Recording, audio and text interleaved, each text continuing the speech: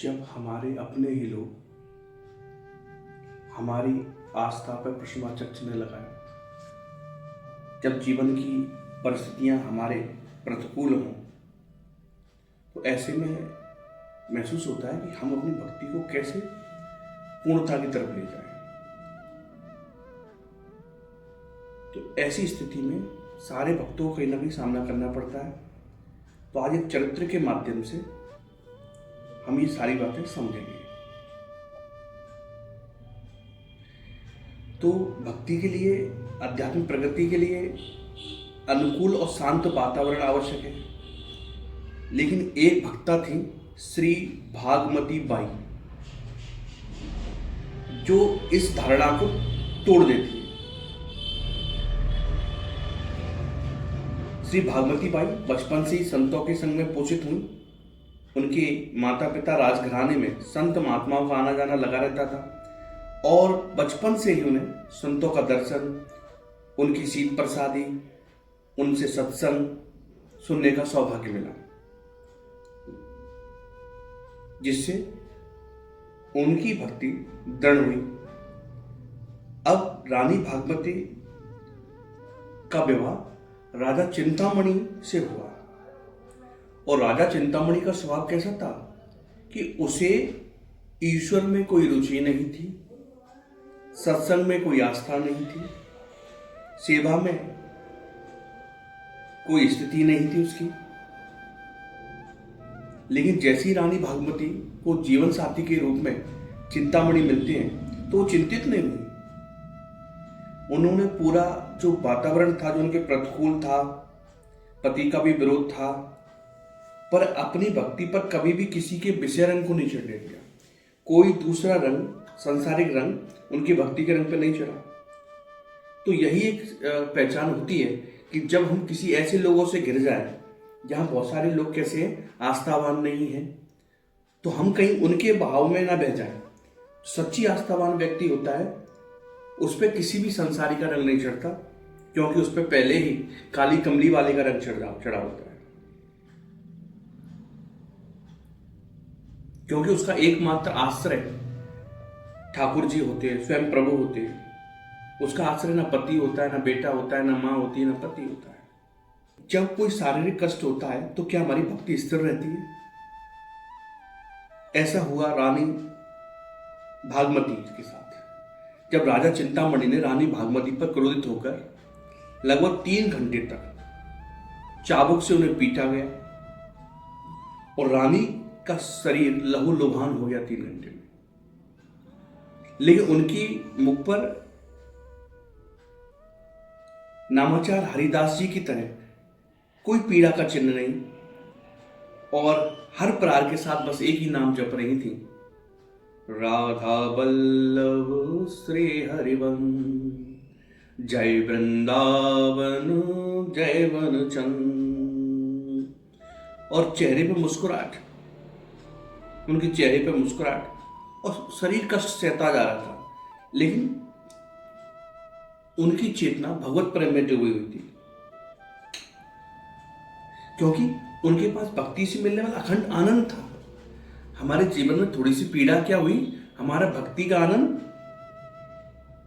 विसर्जित हो जाता है। लेकिन उन्हें शारीरिक पीड़ा थी, लेकिन उनके पास क्या था? अपने सदगुरु का बल था, अपने ठाकुर जी की कृपा थी और भक्ति का आनंद था। लेकिन जब राजा ने देखा कि मेरी चाबुक की मार से रानी भागमती की श्रद्धा नहीं हिली, तो राजा ने अपनी क्रूरता की सारी प्रथाएं हृदय पार कर दी और रानी भागमती को भूमि पर लिटाया और उनकी वक्ष स्थल के ऊपर सेज बिछाई और छोटी रानी इंदुमती के संग रात भर उस सेज पर बैठ के हंसी ठिठोली करता रहा।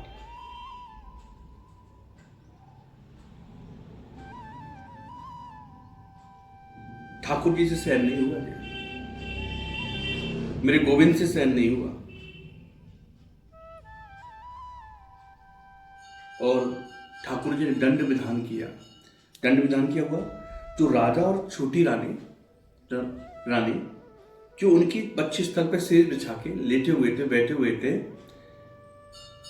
दोनों को भयानक तरह से उल्टियां होने लगी और इंदुमती जो रानी थी उसकी त्वचा उगड़ने लगी, मानो चाबुक के सारे प्रहार उसी के शरीर पे ही पड़े हो। इंदुमती रानी जो उसकी शरीर जो उनकी बक्षस्थल पर बैठी थी। याद रखना हमेशा, ठाकुर जी एक समय तक अपने भक्त पर हो रहे अपराध को सहन करते हैं, अपने भक्त पर हो रहे अपने भक्त पर हो रहे अत्याचार को सहन करते हैं, भक्ति की मानता प्रकट करने के लिए, ना कि भक्तों को कष्ट देने के लिए।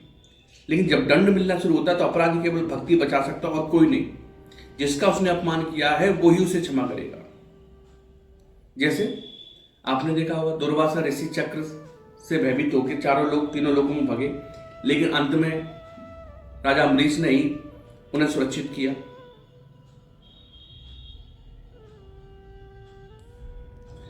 वहां पर जितने भी राज अधिकारी बैठे हुए थे वो समझ गए कि राजा से और रानी से किसी आपका भक्त अपराध हुआ है और इसका भक्त अपराध से बचने का एकमात्र उपाय है रानी भागमती के चरणों में क्षमा मांगना।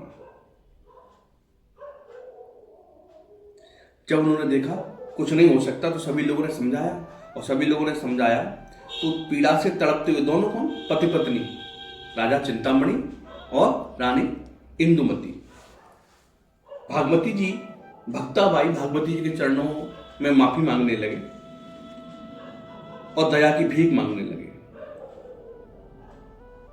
लेकिन गजब तो तब हुआ कि रानी भागमती के हृदय में लेश मात्र भी नफरत, क्रोध, जलन, ईर्ष्या कुछ नहीं थी।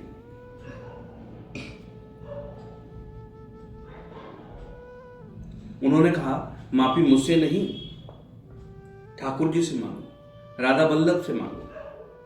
अब आप राधा वल्लभ की शरण लो। और माता भागवती उन दोनों को अपने साथ लेकर वृंदावन गई और अपने गुरुदेव से उन्हें दीक्षा दिलाई।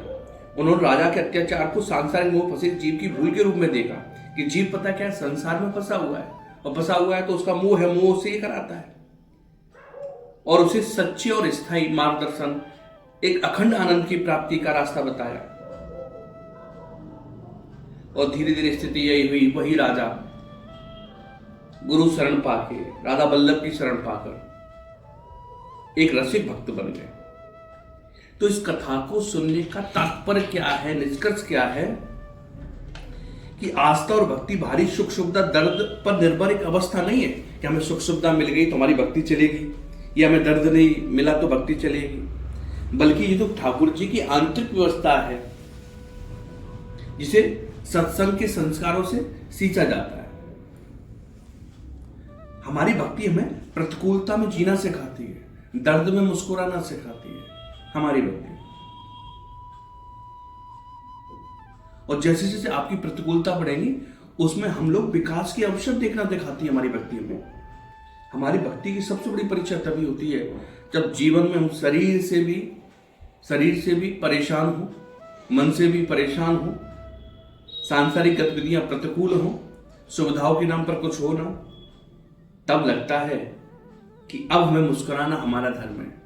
तो यही सिखाती है मां भागवती की कथा।